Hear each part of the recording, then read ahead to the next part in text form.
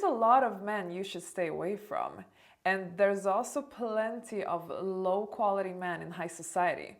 Just because a man is rich doesn't mean that you have to go for him.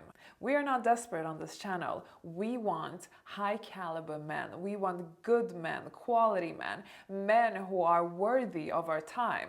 So make sure you watch this video because I'm going to give you 5 types of men in high society. Stay away from these types, ladies. Save yourself a headache, time, and energy. Quick disclaimer. Please take into account that I'm only generalizing in this video. Not everybody is like this, and it doesn't mean that you should stay away from everybody who falls in under that bracket. What's important is that you know that there are exceptions, so if you have a good gut feeling of somebody, follow it. Welcome to my YouTube channel. I'm Anna and I run schoolofaffluence.com. It's an online finishing school for women who want to become more elegant, be successful in high society, and also date affluent men. Make sure to visit schoolofaffluence.com if you want to join us. Number 1, I'm sure this one will surprise you.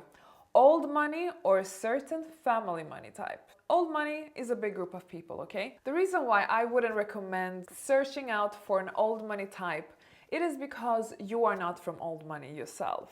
If you are, go for it, but if you're not, then it can become complicated.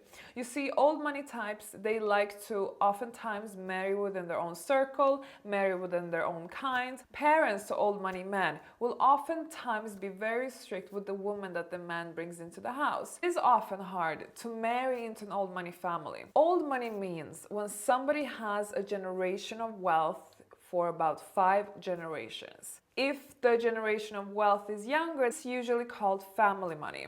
So actually this can apply in both groups. If you're just a regular girl, it will be difficult to be welcomed by a blue-collar family. Also, I know that old money is somehow a little bit more prestige somehow in our society. After all, they were the first one who acquired wealth.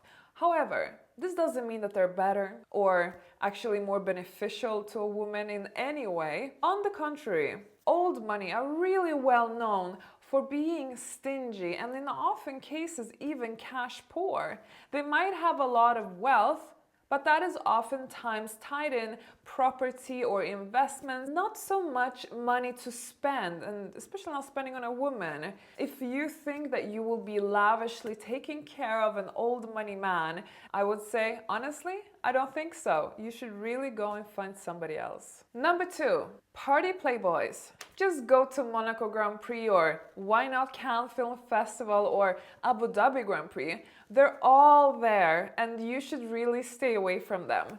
Now, of course, the party playboys, they're not only in these type of events.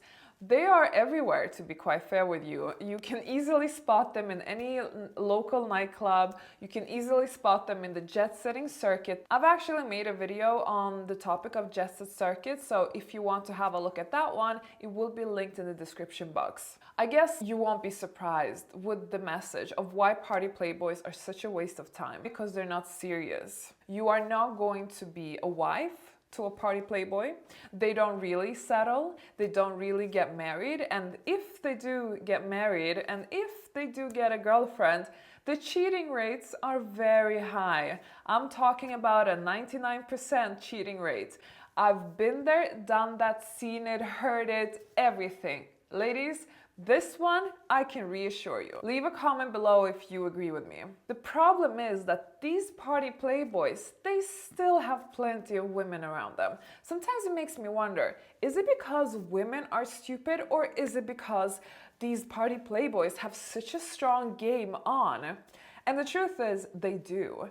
They're very flirtatious, they're very like, you know, Casanovas, and especially if they're good looking, young and rich, then it's like win, win, win in a woman's eyes. She will fall for him. She might know it's not a great idea, but somehow she will be in denial and tell herself that, oh no, but this one is different. No. They're not different. They're all the same and they're not worth your time. Save yourself a headache. Do not go and search for your future husband in a nightclub. Do not go and think that you will meet Mr. Right at Cannes Film Festival. There are, of course, exceptions, but they are not the rule. You will be wasting your time. Go to these places if you are just there to have fun with your girlfriends, not to look for Mr. Right. Number 3. Men who are from a different religion. Oh, that was controversial. Now hold your horses before you jump to any conclusions. I'm not talking about that religions cannot mix. Of course they can mix. I used to date men from all kinds of religions. That was never a problem for me. However, there are men who are a little bit more religious than others. There are men who are less open-minded than others. There are men who are more traditional than others. Those are the men you should stay away from if you are not matching religion-wise. The problem with men who want to follow their own religious tradition is that either you have to convert for them, or it doesn't matter if you even would want to convert. They want to be with their own kind.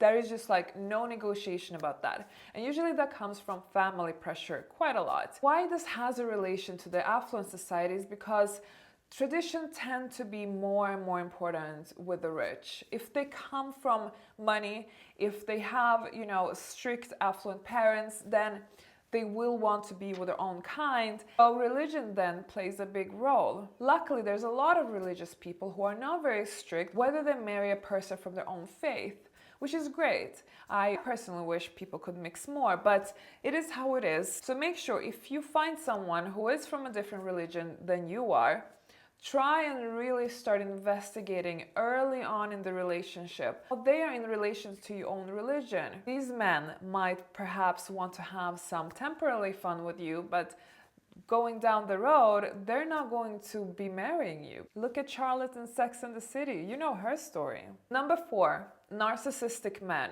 Where do I even start with this particular type? Sadly enough, ladies, they're everywhere. Not only in society, but especially in high society.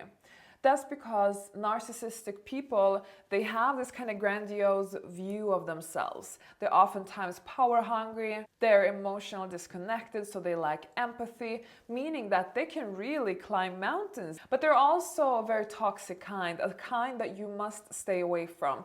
Sadly, it's like said that 70% of all narcissist people are actually men. That is scary. That means that women will be higher chance of being victim to a narcissist. 1% of the population are narcissists. Now, they're not dangerous or anything, but they're just emotionally damaging to a woman. And it's kind of their way or no way. You will always be suffering with a narcissist. He will say one thing, he will do another. He will just do what pleases him because it's all about him. It's not about you. He might give you some temporary attention, which is why a lot of women become addicted to a narcissist. He does the hot, cold type of formula that really triggers people to become extremely infatuated and hooked to a person. But being hooked to somebody doesn't necessarily mean it's healthy. A relationship with a narcissist is always unhealthy. That's why you really have to stay away from them. Number 5, the last one, workaholic businessman, or just workaholics in general. Of course, I had to bring up this kind because rich man means that he works a lot. There is actually a very high chance that this rich man that you're after, this kind of archetype, he won't have much time for you. He might be very obsessed with his work. Work might be the number one thing in his life. No matter how much he's into you, work will always be number one. Now the question to you is, do you want to be with such a man? Or do you want to be with a man who actually takes time for you, gives you the love, attention, and care that you need as a partner in a relationship? A workaholic person is not in balance, and it will become a dysfunctional relationship. This person is always stressed, he's always on his phone. You will probably have to just sit there and wait for him to be done. Not a fun experience to be with. I have a very good example to share with you. I was in a relationship once with someone who I went traveling with quite a lot. He also happened to own a yacht, so we spent quite a lot of time on his yacht, on tropical locations, really picture perfect dream locations. And I remember being there with him and thinking to myself that we haven't really spoken much during this trip. He hasn't really said much to me.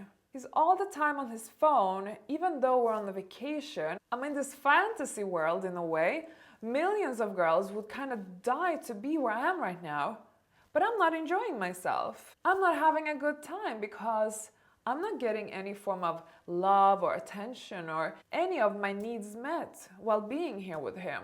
Well, okay, I get one need met, the fact that I'm on this beautiful vacation, but for me personally, I always need more from a man.